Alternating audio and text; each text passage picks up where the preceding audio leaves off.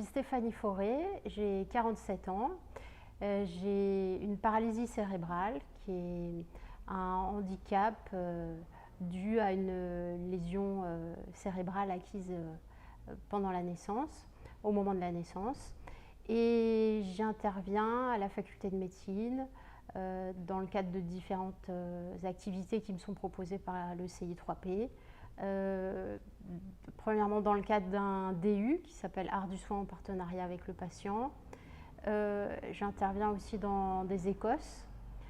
J'ai monté une association il y a quelques années, juste au moment de la formation que j'ai suivie au DU Art du soin en partenariat avec le patient. Donc le DU Art du soin, c'est une formation que j'ai suivie en 2019-2020 en tant que patiente.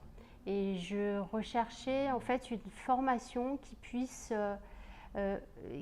m'aider à réfléchir à toutes les situations de soins que j'avais vécues qui souvent m'avaient posé problème.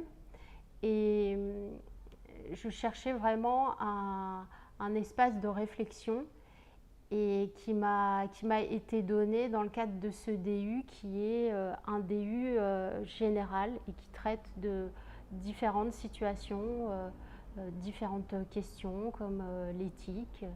Et c'est un DU dans lequel donc j'ai commencé à réfléchir à ces questions avec des professionnels de santé qui étaient étudiants, des étudiants en médecine et des patients. Et à la suite de ce DU, j'ai intégré l'équipe pédagogique de ce DU. Et donc chaque année, j'essaye d'apporter, depuis 2 ans, j'essaye d'apporter aux étudiants mon expérience, mon regard et les aider à enrichir leur vision du soin, de ce qu'ils peuvent apporter ou d'interpréter ce qu'ils ont vécu. Je pense que c'est un plus qu'il y ait un patient partenaire au sein de cette formation du DU Art du soin en partenariat avec le patient.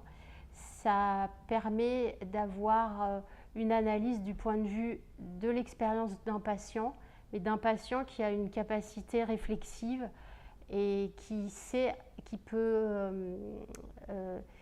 analyser, qui peut comprendre ce qu'ont vécu d'autres patients et qui peut comprendre aussi ce que vivent des professionnels de santé ou les difficultés rencontrées par des professionnels de santé et aussi les étudiants en santé.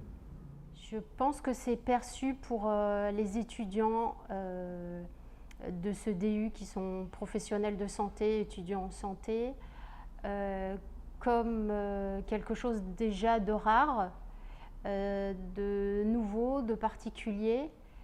Et le retour que j'en ai eu a toujours été un retour très élogieux et les personnes sont même assez émues de pouvoir vivre des expériences de réflexion d'un tel niveau d'authenticité, de qualité,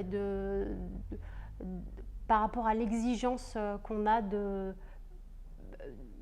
mettre à plat aussi quelque part certains tabous sur la question du pouvoir.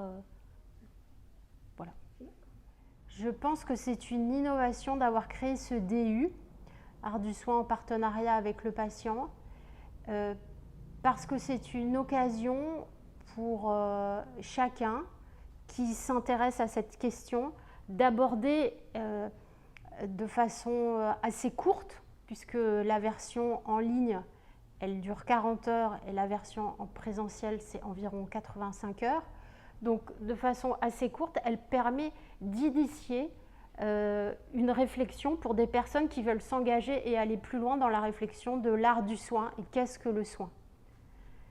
Et c'est une innovation dans le sens où déjà il y a un partage, il y a un échange entre les professionnels de santé et étudiants, les étudiants en santé et les patients qui peuvent échanger, qui peuvent partager leur point de vue. et une innovation aussi sur la façon dont on aborde des questions qui sont difficiles dans le soin et qu'on aborde par l'intermédiaire du cinéma, qui est en fait un média, qui est le médiateur et qui nous permet d'aborder des questions qui sont parfois très difficiles et très sensibles et qui se jouent dans le soin, autant la personne qui le donne, celui qui se le prodigue, celui qui le reçoit. Le message, c'est que je remercie Jean-Michel Benatar et Luigi Flora d'avoir eu le courage de mettre en place cette chose extraordinaire, et moi qui m'a donné des ailes et qui m'a donné envie de faire plein de choses et qui donne des ailes à plein d'autres gens et qui donne envie à des gens de faire plein de choses. Et j'avais dit en introduction l'an dernier, lors de la première séance du DU en distanciel, que ce DU c'était un tremplin et qu'on n'allait malheureusement jamais avoir le temps de tout aborder. Et donc mais c'est le seul regret que j'ai.